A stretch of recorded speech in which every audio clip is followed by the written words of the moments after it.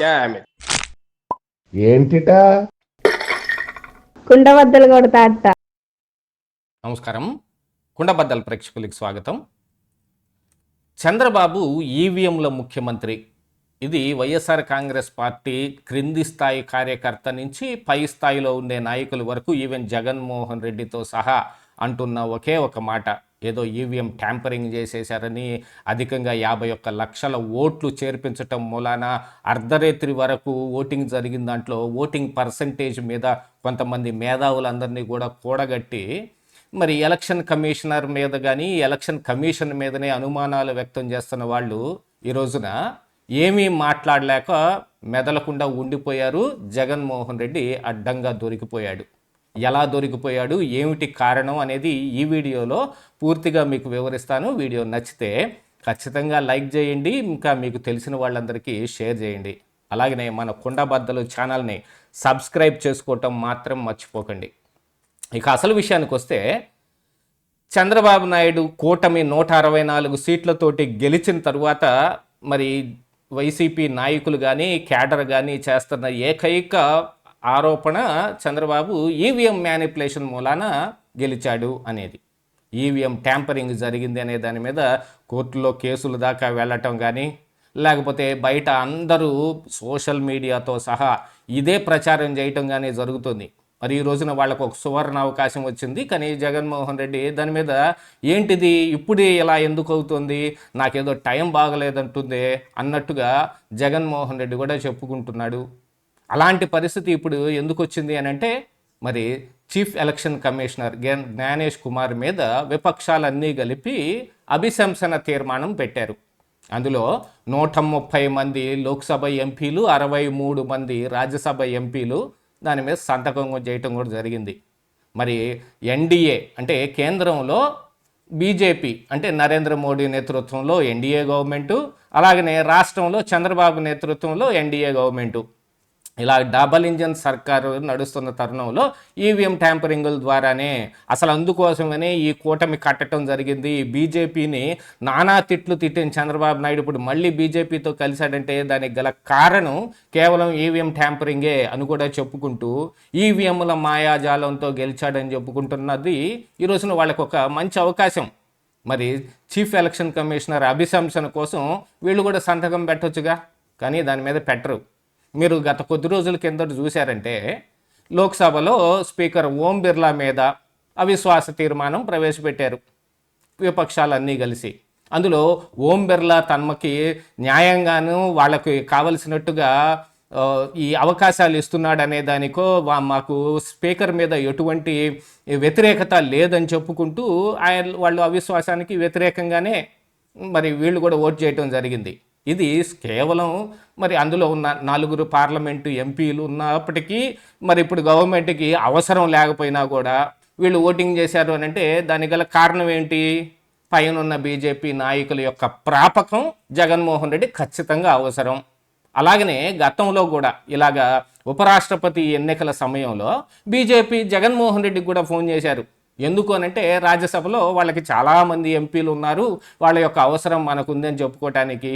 దీంట్లో మేము విప్పు జారీ చేశాం, కొంతమంది వ్యతిరేకంగా ఓటేశారు, ఆత్మ ప్రబోధానుసారం ఓటేయమన్నాం, వాళ్ళు ఇష్టం వచ్చిన వాళ్ళకి వేసే అవకాశం ఇచ్చాం, ఇలాంటివన్నీ చెబుతున్న పరిమళనత్వాన్ని ఓటుకి ఎవరికి వేశాడో బయట పెట్టగల దమ్ము మీకుందా అనేది ఆ రోజున వైసీపీ ఎదురుగా వచ్చిన ప్రశ్న.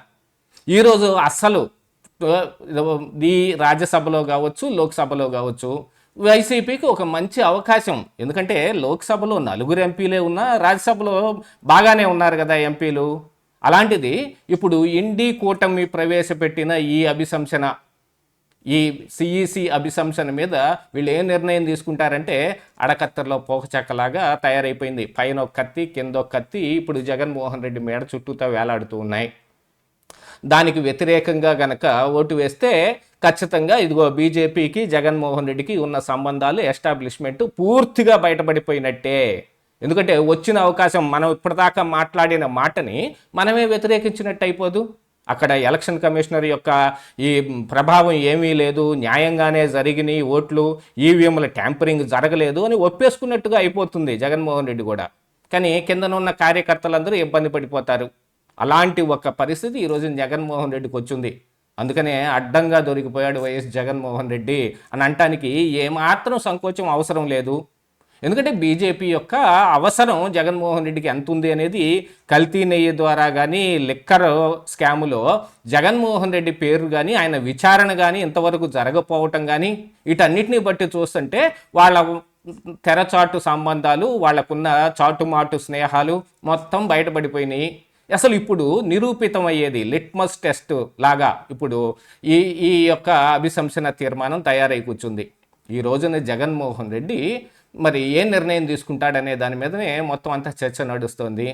నిజంగా చెప్పాలి అని అనుకుంటే మరి చంద్రబాబు నాయుడు ఈవీఎంలో ముఖ్యమంత్రి అని ఎంతకాలంగా వాళ్ళు ప్రచారం చేస్తున్న దానికి ఇప్పుడు ఒక మంచి అవకాశాన్ని అందిపుచ్చుకోవటం లేదు వైసీపీ అనేది ఇక్కడ కనపడిపోతుంది కదా.